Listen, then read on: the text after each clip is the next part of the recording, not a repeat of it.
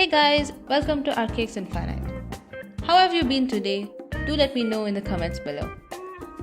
So on the ongoing Exploring Digital Sketching series, today I will be demonstrating how I drew the Falling Water House by Frank Lloyd Wright.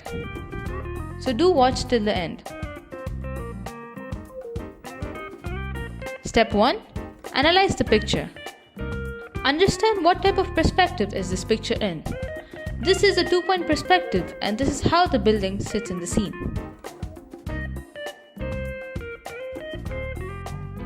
Step 2. Draw a thumbnail sketch.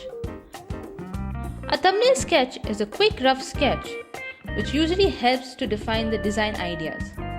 Here, just run your pencils around and do not worry about the accuracy.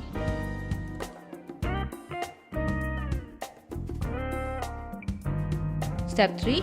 Refine the sketch. Use a thumbnail sketch as a reference and draw over it. Refining the sketch allows you to draw in more accuracy.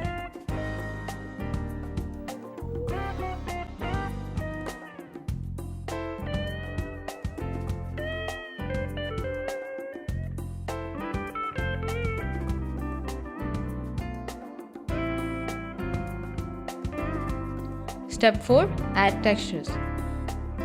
Adding textures creates a contrast to the drawing.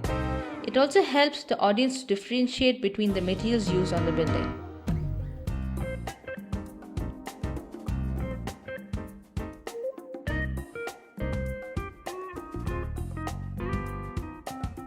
Step 5. Shadows and highlights. Shadows and highlights brings more life to the drawing. Here you can see by yourself how the highlights give a different feel to the composition itself. And the shadows gives a sense of direction where the sun is positioned.